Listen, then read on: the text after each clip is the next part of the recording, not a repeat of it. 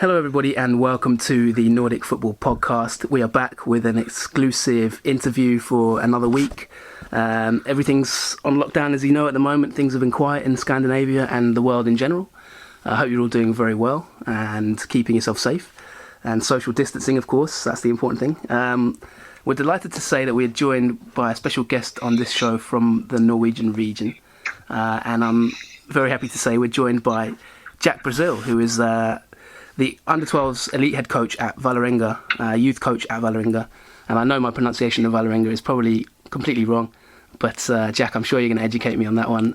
Welcome to the show, and how are you getting on in Norway? Yes, nice to have me on. First of all, thanks for having me on. It's nice to participate in things that are increasing the awareness of what we're doing in the Nordic region. So thank you first of all for having me on. Here right now, everything's okay. We're really opening up, sort of within Oslo, where I'm based. The club, Vålerenga, we've started training again under some severe rules and regulations, but life is starting to return to some kind of normality here.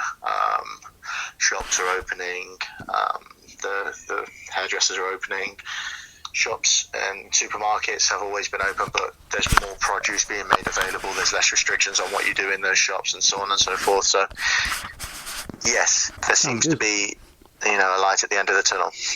That's really good to hear. It sounds like obviously from following the developments in Norway quite closely, I think lockdown measures maybe work relatively well compared to perhaps other countries out there. You've been in Oslo for a while. I know we're going to talk about your general journey into coaching and how you've ended up at the club, obviously a huge club in Norway.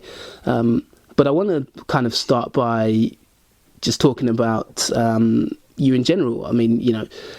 Tell us about your path into coaching, just as in general, your background. Obviously, I'm assuming you're English, but obviously never good to assume with a surname like Brazil as well. So there's a multinational surname there. Tell us about yourself and who you are. Let's sort of introduce yourself to the listeners, maybe who may not be aware of you.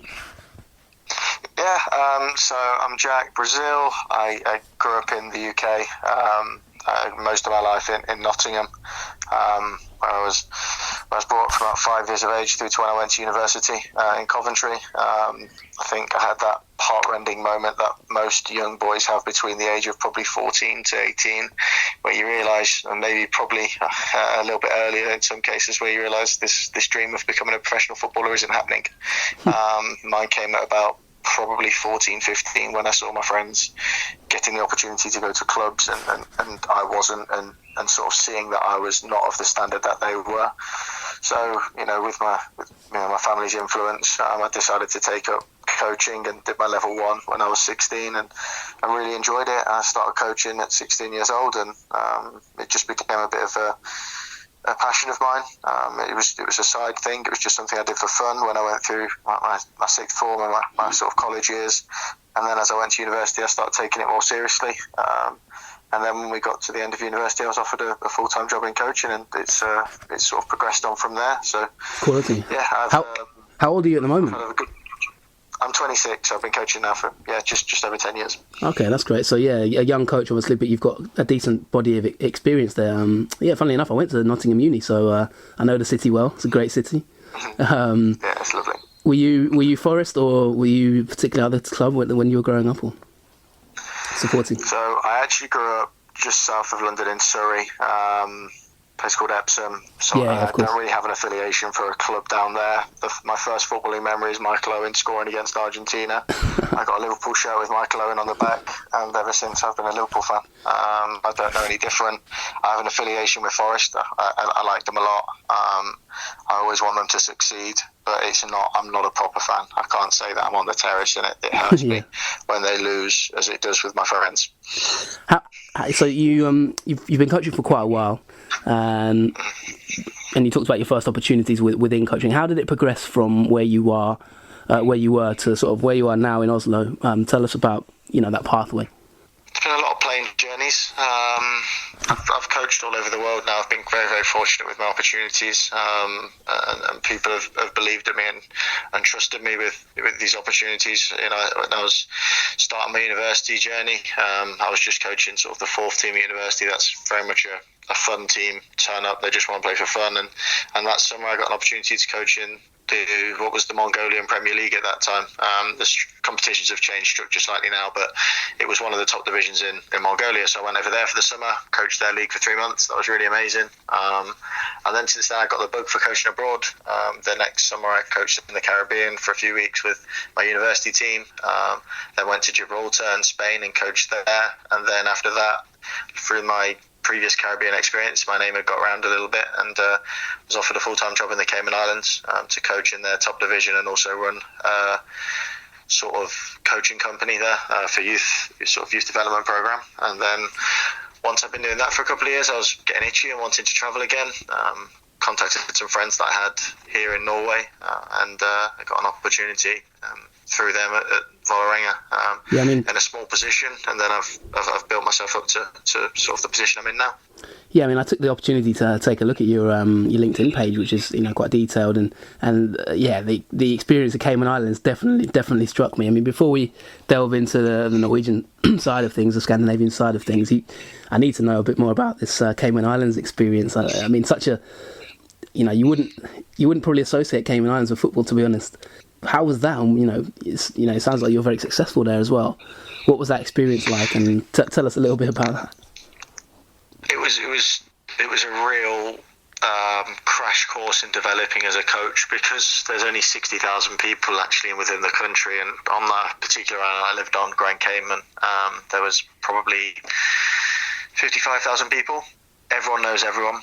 So if you do something wrong, everyone knows about it. And if you do something right, everyone knows about it. So your reputation as a coach, if it's good, you get the best players straight away, and they will move clubs to play for the best coaches and be with the best coaches and the ones that care the most.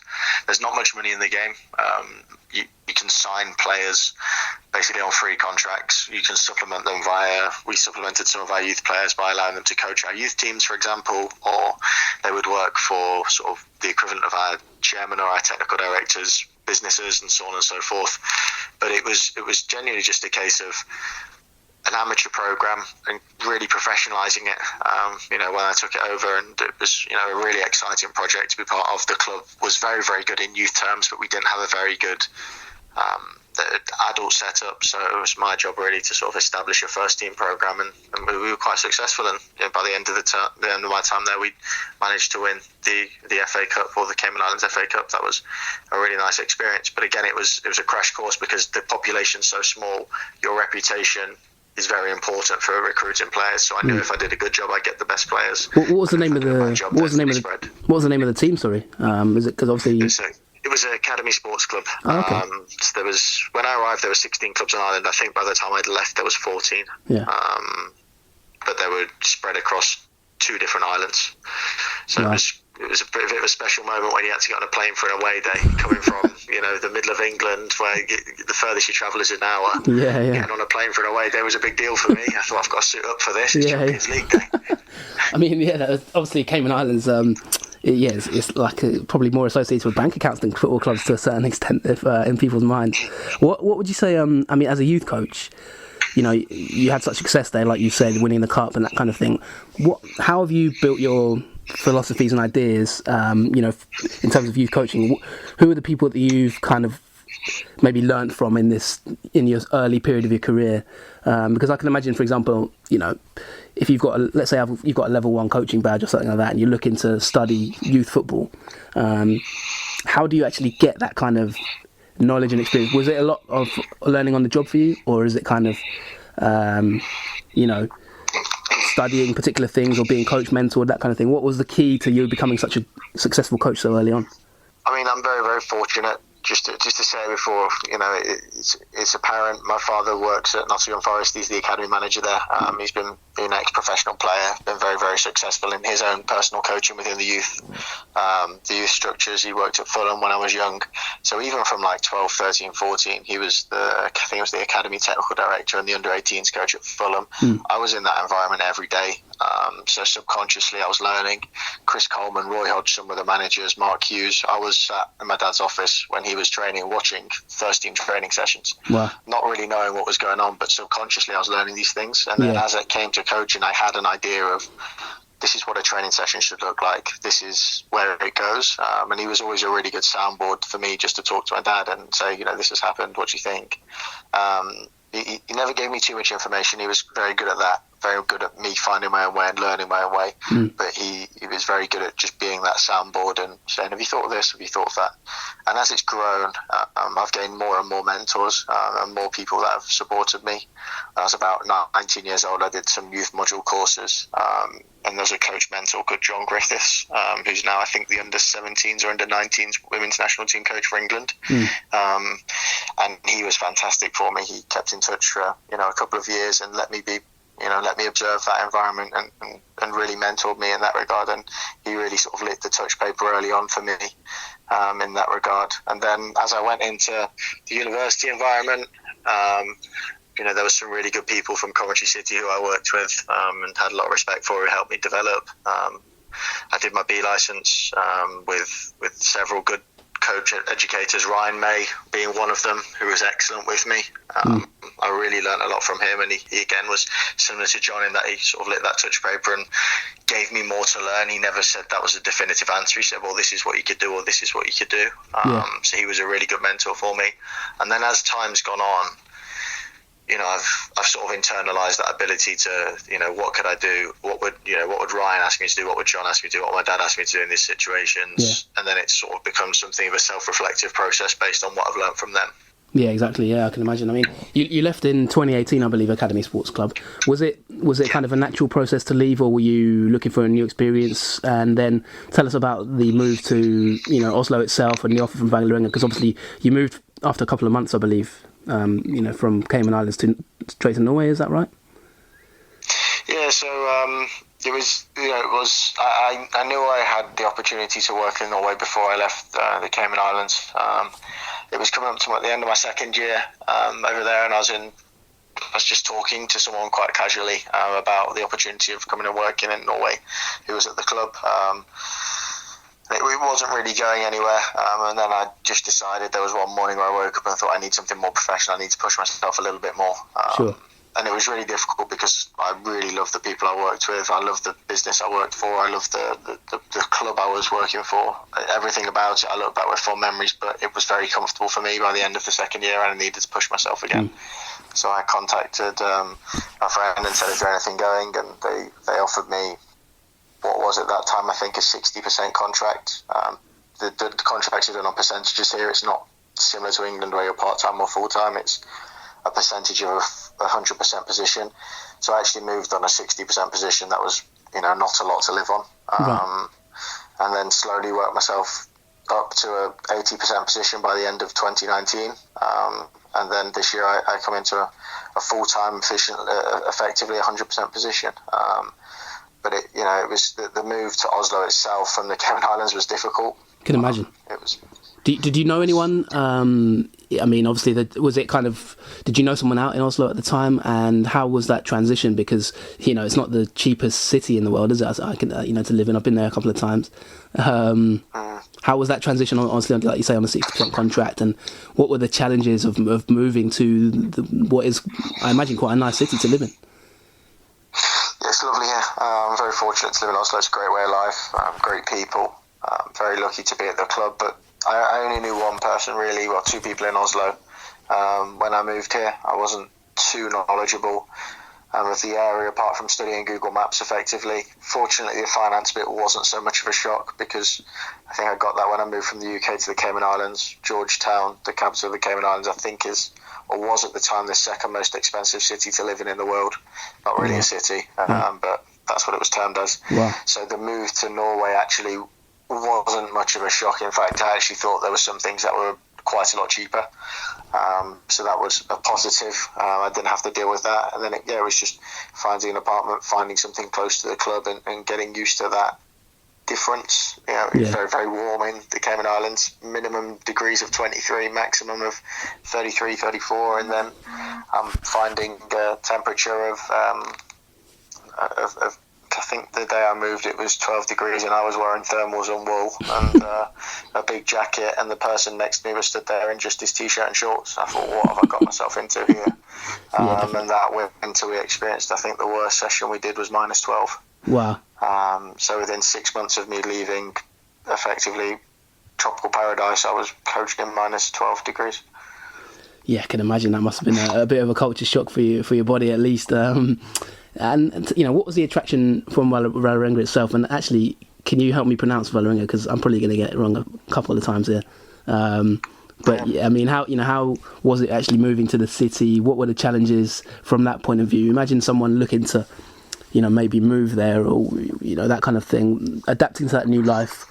What were the things that you found, in that city in particular? So pronouncing it is the A with. I'll get completely panned by my friends who are Norwegian. I'll speak Norwegian here, but the A with the little dot on the top of it is pronounced like an O, and I get that wrong completely. My housemate's probably laughing at me now listening outside. So it's kind of pronounced Vålerenga. It's the best way of doing it, but I pronounce it wrong myself now completely. But I have a good go at it. How is your Norwegian in general? Are you any good at it? I mean, I think I'm okay. I'm quite comfortable speaking my under-12s. I'm quite comfortable coaching them in Norwegian. Oh, that's great. But my housemate, who's Norwegian and fluent, he still I came off a Skype call with one of them the other day when we were during the lockdown period, and we spoke. I thought we spoke really good Norwegian, me and this player, and he turns to me and says, "I did not understand what either of you have just said. I think you've developed this own crossover hybrid language." Fair enough. So I don't know what's happening, but it's developing, mate. It's developing. But if I was going to advise someone over here, it'd be prepared to work long hours. Be prepared that it's going to impact quite heavily on your social and personal life. The money isn't great when you first start, but once you start to get some kind of reputation and some kind of understanding that, okay, this guy's an okay coach, he knows what he's doing, you'll reap the rewards and your lifestyle and everything will improve alongside it. But it's almost starting from your baseline again. When you move over here, people don't really, I wouldn't say they don't respect overseas experience, but they don't value it as highly as if you'd done it in Norway. Right. So you almost start from a baseline again. So you have to really grind through that first few months. And it wasn't easy. There's a few times where I thought, why am I doing this? I can imagine. Then once I got through the other side now, it's really worth it for the opportunity I've got and what I can move on to in the future. And I know my prospects will be quite strong based on where I am. Yeah. And what do you like about the city as well? Tell us a little bit about the city itself, places you've been, habits you've picked up, your general social life, that kind of thing. So, I mean, I live basically right next to the stadium. Oh, wow. This is the east. This is the east of the city. So Vålerenga is in the east of the city, and then the west of the city is Stabæk. There's a river that runs through the city, and the tale or the story goes that the factory workers lived on the east and the factory owners lived on the west. So the rich live in the west and the workers live in the east. So we have a very multicultural, not so affluent population. Yeah. So we have a very, very different makeup and different culture to our program in comparison to Stabæk when we go over there. So it creates a really good rivalry. So living in the city, and you almost represent the working population when you live over this side, and you work with the kids from this side, and it is an identity of, and the club's motto is the club for all. So we accept everyone from the grassroots department, which I work in, alongside the elite department. So we have an identity of, anyone can come in and anyone can be part of this, and that's something that we're quite proud of maintaining. So living within the city, you have to withhold that you're representing the club and its values. That's something I'm really happy with. And then my social life, within the club itself is very good. I love the people I work with, the coaching department of the youth teams. from the second team, Vålerenga 2 down to me and the under-12s, or across all the age groups, we're a really tight-knit group. Maybe once a month we'll have an opportunity to go out and go around someone's house and have a little bit of a party or something, and the actual feeling within us is good, because we realise there's not much time to go out and socialise elsewhere, because we're very committed people, but it's a really good social life to be part of when you've got a tight-knit group of friends like we are. I can imagine, moving out there as well, like you just talked about Vålerenga. We'll talk about them for a little bit before moving on to your coaching a bit more. I've got a few more questions on your coaching side of things. But Vålerenga, the club, obviously had a mixed season last season, with Ronny Deila leaving recently. But they at the same time, like you say, is a big club, and they had the fourth highest average attendance in the league last year. This is a historically very big club in Norway. I suppose one question I want to start with on that general conversation about the club is how compartmentalised is it between, say, youth and senior level? Did you have many dealings with, for example, Ronny Deila or the senior setup? If so, what kind of dealings? What did you learn from them? Were you able to learn from them? Tell us how the club operates between youth and that kind of thing, and the transition that the club aims to put in place with the academy and that kind of thing.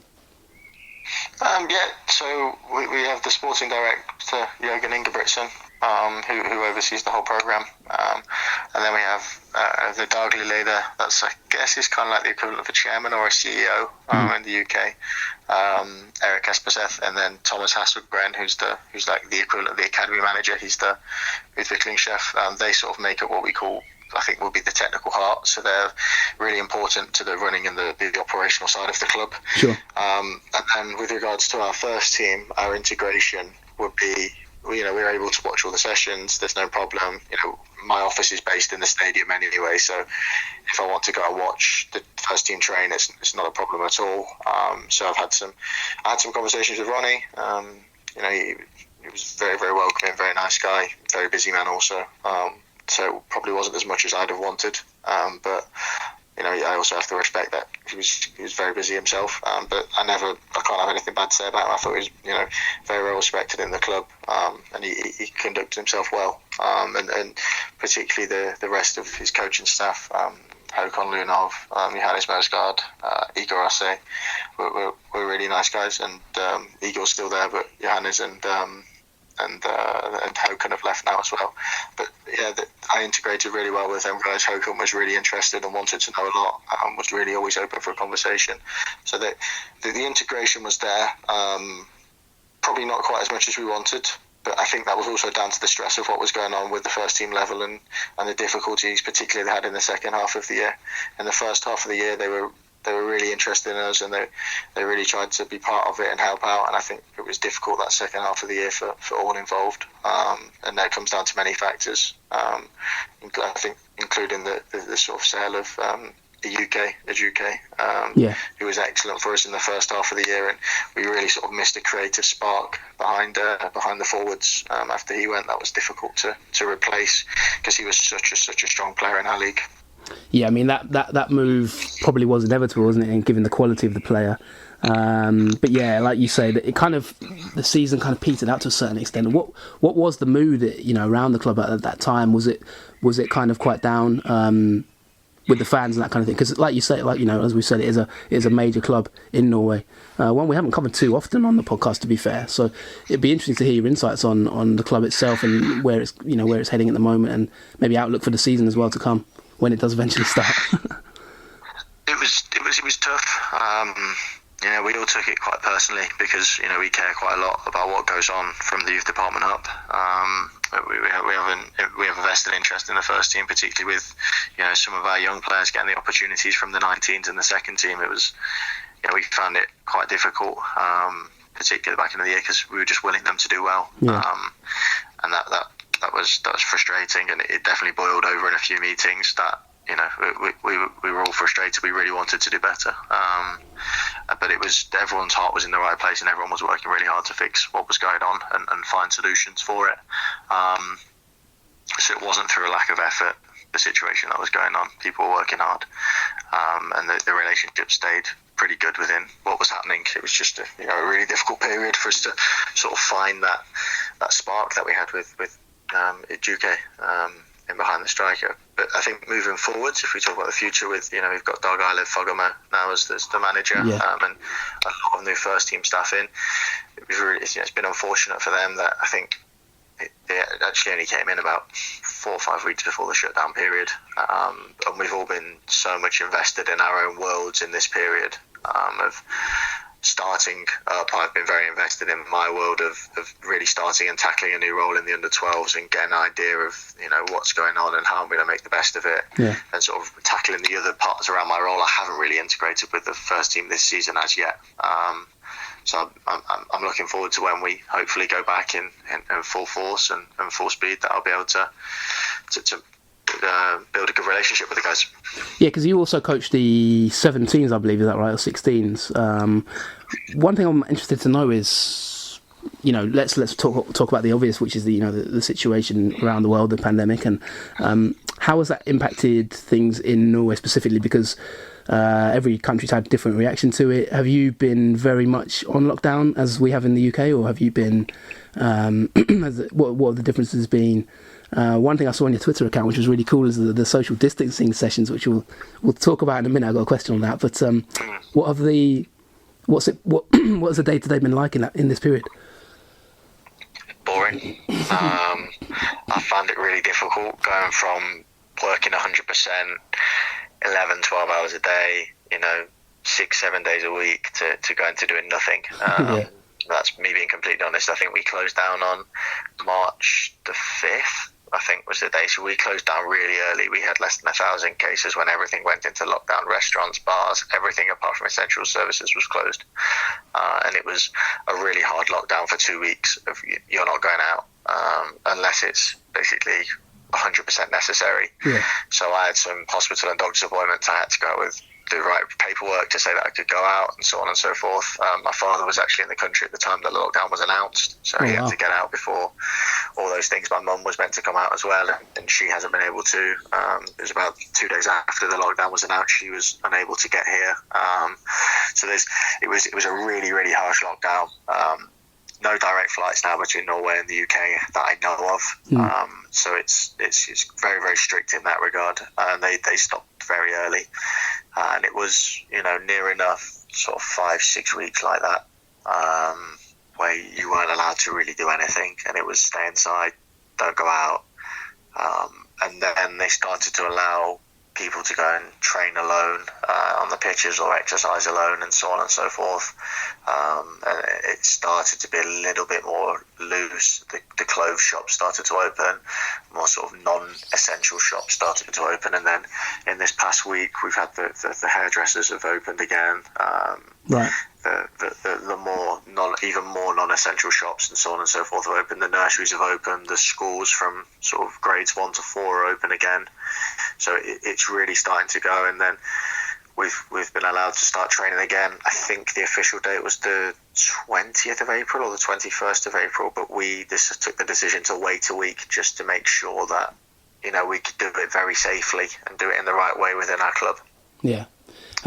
And what's the latest on the league returning? And is there set dates now? Do you think they'll meet those dates? And do you think in general the reaction's been effective in terms of potentially maybe having football back in Norway quite soon?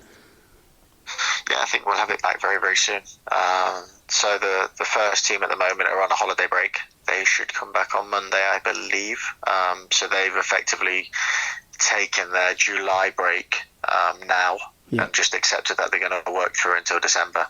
So I think what we're aiming for is June the 15th is the date that the country is set to be able to do more large gatherings, so up to I think 500 people, and so on and so forth. I believe that's the case. I'm not sure. The rules seem to sort of change every few days, but that's the current tentative date.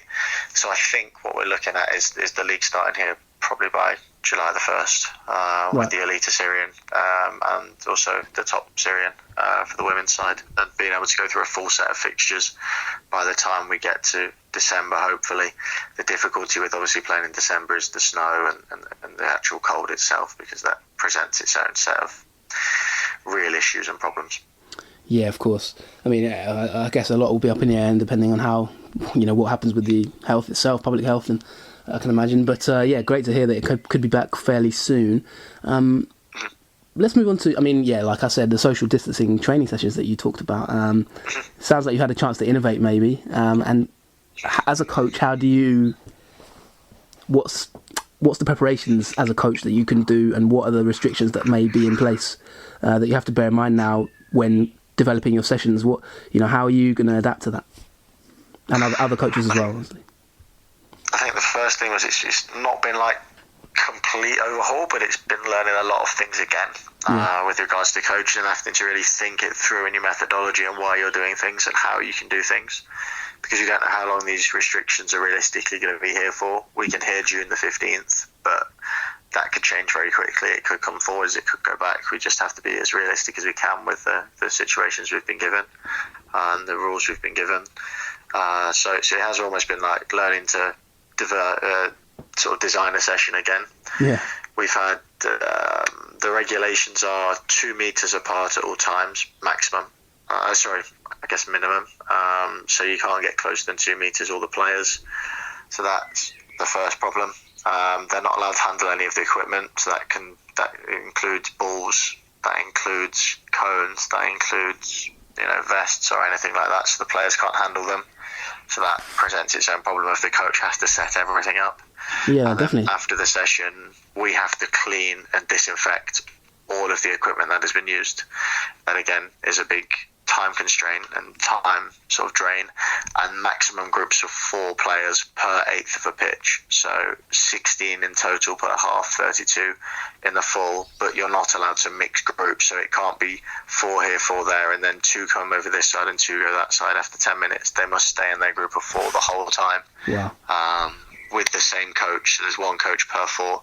So it's created a lot of difficulties in regards to planning.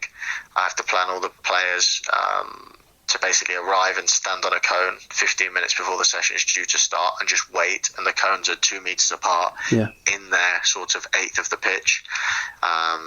Encourage them to arrive with their boots, everything on, and just jump out of the car and literally walk onto the pitch and stand by their cone and wait. And then, we can't really take the sessions together. So we have to, as the head coach, I find it hard because I have to really, really trust my assistants just to get on with it and do their own and do it themselves. And I've not really got footage of the exercises to show them because I've never done this before. So I just have to hope my pictures and the way I design it in my head shows to them. So that it's been a real challenge these last few days. Really, really difficult to work it out. But the positives that I'm getting out of it, of the kids leaving with a smile on their face, and they feel not fully together, but they're getting something now close to training. One of the kids arrived and he ran over to me with his arms wide and then stopped about 5 meters short and went, "Oh, I forgot, I'm so sorry. And I had to walk off. And you can see they're just really eager and excited to be back and really pleased, but we have to sort of temper that excitement a little bit with realism. I mean, I saw your session, and obviously you can follow Jack on Twitter at JackBraz29. We'll obviously give you a shout out when the pod goes live. Really detailed sort of session plans, which I really liked. Featuring ball mastery, passing, body shape angles. Like, it really looks like you've put a lot of thought into it, which is great. I mean, the one thing, just listening to that, it just seems quite difficult to maybe implement it in the way that you might be able to do it as a coach in a very organised way. But if we look at a wider perspective, maybe with just an eye towards England and the chaos out here, and to a certain extent with the league and the plans to resume it, do you, just your independent individual opinion, do you see football in England kind of coming back quite soon, or do you think it's, from what you've seen in Norway, how quickly do you think things will return in a country that's been more affected by the issues, if that makes sense?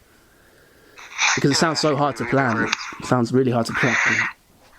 We're in completely different places because we've been very fortunate here that the government has acted very, very proactively, closed it down early and stopped the spread of the disease fast. And also you have to consider the geographical and cultural sort of things within a country or constraints. Sure. Culturally here, people listen a lot more to what they're told by the government and respect it.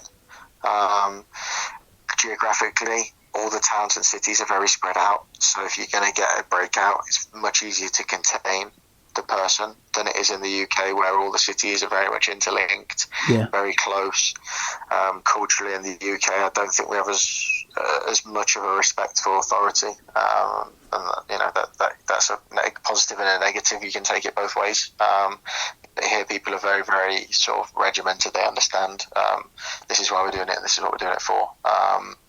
So it's been a a really early lockdown. I was very surprised when it happened here, but then when I saw other countries following sort of 2 weeks later, I was really pleased at how effective and how fast the sort of action had been here. Sure. But then when you think about England and the UK and as a whole, as a Liverpool fan, it breaks me, but I can't see it coming back in the same way that we want it to.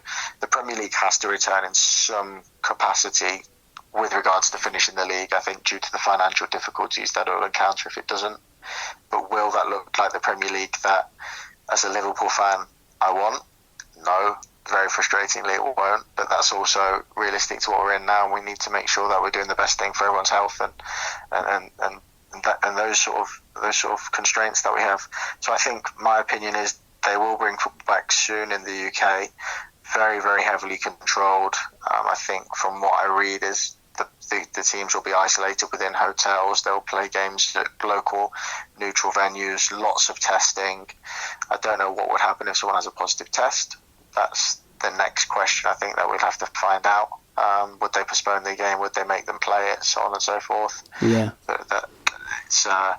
It's a difficult one because, you know, what if one Arsenal player gets it and then the whole of Arsenal are then isolated for 2 weeks? Definitely, yeah. The team that they previously played, then they have to isolate as well, because then you've got two teams out there running. How are you going to catch those games up? It's a logistical nightmare. Yeah, exactly. And in Germany, they've already had, you know, they've returned to training, and FC Cologne recently had 3 players test positive. So I think hopefully in Norway it can you know, sustain itself. But the Premier League, it just seems very difficult to imagine at the moment. Who would you say have been your sort of coaching inspirations, moving away from that towards your own general inspirations as a coach? And do you watch a lot of Eliteserien football in general, follow the league? If you do, what are the teams that maybe appeal to you to watch as well as a coach?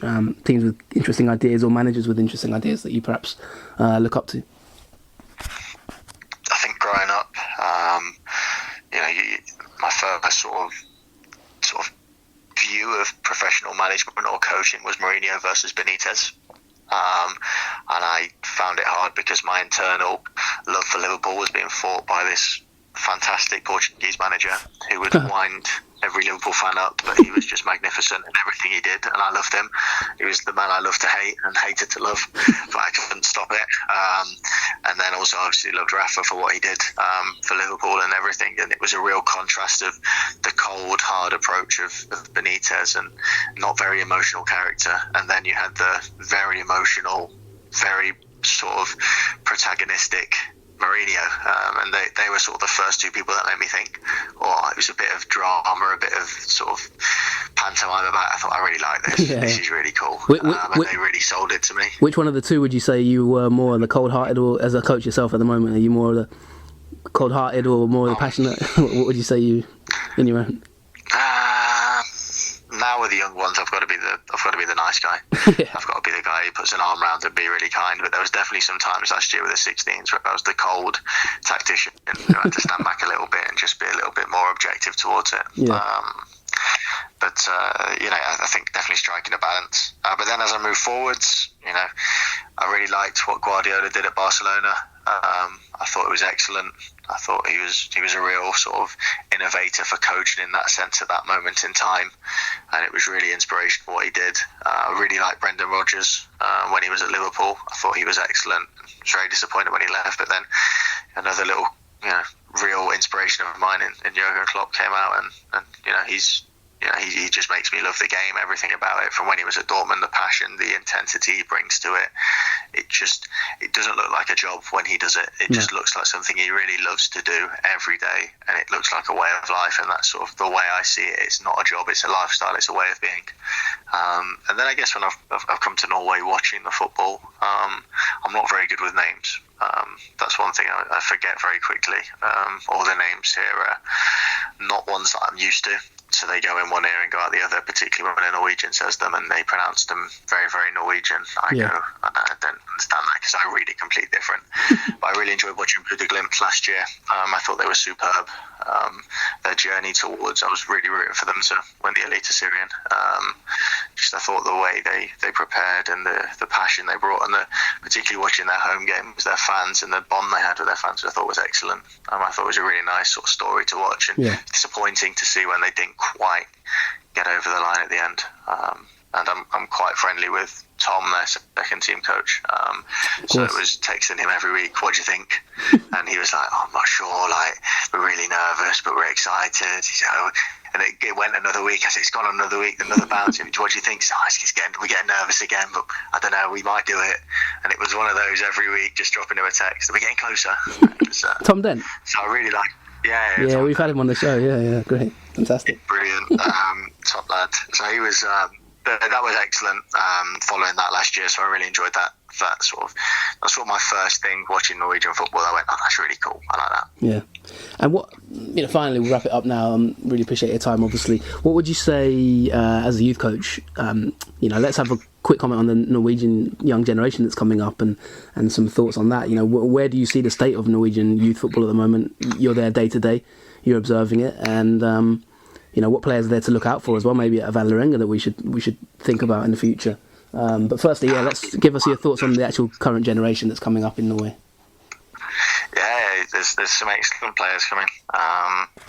We're very fortunate here to have great facilities. Every team, from a grassroots up to the top level professional teams, will have one or two full AstroTurf, usually floodlit pitches. That is. It's necessary in Norway with the snow that we have, but it's still fantastic facilities world over. So that really, really benefits, the programs that we've got going. Itself, Norwegian football, it's very different. It's run in a different way. Kids are allowed to play without selection until 12, 13 years of age, so they're not put into teams based on quality or academy-based systems similar to what we have in the UK until they're that sort of age. And then, it's really growing. I see a real positive curve coming over the next few years. And, at Vålerenga, we've got some excellent players that are coming through. I'm more aware of sort of the 2003 and 2004, 5, 6, 7, 8 now generation than the 01s and 02s, because I've worked with the 03s and younger than that. So there's lots of players that are coming through there that we look at that are playing for also multiple nations within that group, not just Norway. So really, really positive. And it's a really interesting place to work. We went to a game last year as the 16s in the cup, and we played away to Tromsdal, and that is just close to Tromsø. Yeah. And they, we didn't think anything much of what we were coming up against, but they really hurt us. They were really difficult to play against, really well organised, really well structured. Had a couple of players that were really good, and they knew how to play to their strengths, tactically really good. And I think actually one of their players has now just gone on, is potentially going to Arsenal, or potentially in a deal with Arsenal. Oh, wow. That's really, really interesting. I saw it on Twitter the other day. So that there's many talents here that are hiding, and it's just taking someone that's quite skilled as a scout to spot that talent, and also has a good understanding of the local layout. What final question, probably? What makes you think? Why do you think that Norway suddenly has this golden generation? Because it's been many years. I mean, you go back to the 90s. I remember them. I think it was France '98, if I remember rightly. What's the explanation from your point of view? You're there day to day on the ground. Why do you think there's this sudden explosion? You mentioned there, like, the tactics in terms of youth training, maybe little mechanisms that they have. Why are we suddenly seeing this growth in Norwegian players from your perspective? And what can other countries learn maybe from it as well? I think that one of the key things is that we're now going through every year like an academy classification program. So we have to invest a certain amount as a club to get a rating. Really proud of Vålerenga to be part of the first 5-star academy in Norway, the first club to get it. So it was something really positive for us. But every club sort of has to aspire to get to that level, and they have to invest or match investment based on these characteristics and this classification. So I think that's really changed things, because clubs are now aspiring to hire the coaches with the right qualifications within the right positions to get themselves a higher classification score, which also allows them to get more money from the Norwegian Football Federation, and so on and so forth. What are the classifications based on? Sorry. What? So there's numerous different things. I think there's not 8 or 9 categories that you have to fulfill. One being obviously we call the trainings process, the process of planning sessions and actually what we actually do on the grass. The sort of what do we call it? The cooperation club. So how well do we as a big club deal with our grassroots clubs in the local area? We also talk about our recruitment strategy. How do we recruit players? Is it ethical? How do we deal with the other clubs in the area when we recruit from them? And then also the competency of the coaches. What badges have they got? What experiences have they got? Where have they come from? So on and so forth. And then also what positions have you filled within the academy? Because if you haven't got, for example, a full-time 19s coach, you can't aim for a certain amount of stars within the classification, and so on and so forth. So right. That's professionalised the programme, because if you want to have a top level academy and access the top level qualifications and the top level funding from Norwegian Football Federation, you have to have people in the right positions and the sort of right level. Yeah, definitely. That's really, really fascinating, and something maybe we'll talk about again in the future. Listen, it's been fantastic to talk to you, Jack. It sounds like you've got a really promising coaching career developing there, so we'll keep an eye out for you. Where do you see yourself maybe in sort of 5 years' time? Do you see yourself managing in Norway potentially in the future, or do you have intentions to maybe return to the UK? Do you have any kind of plans from that point of view, or is it too early to say? I used to have plans, and I used to think of it very, very, very carefully and methodically of what I was going to do, but the longer I go through this process of coaching, the longer I realise the day-to-day is the most important, and if you do your job day-to-day well, then you will get what you deserve, and it's just a case of me working day-to-day here and doing really well. I don't hide the ambition to work again elsewhere abroad. I'd like to go to another country. I'd like to learn another culture. I'd like to push myself in that regard. But there's no hesitancy for me to move back to the UK if the right job appears. But probably not now. Probably in a few years' time. But there wouldn't be a hesitancy for me to go. Yeah, I'd like to go back to the UK eventually. Fantastic. Well, yeah, like I say, I really appreciate your time talking to the Nordic Football Podcast, and I wish you every success at Vålerenga, which hopefully I'm pronouncing slightly better now. Much better. But yeah, but great stuff. Thank you so much for your time, and yeah, we'll post it up on social media so everyone can go and follow Jack as well, and the coaching sessions which he laid out, which are very detailed. So thanks so much for joining us, Jack. No, thank you for having me. I appreciate it. Take care.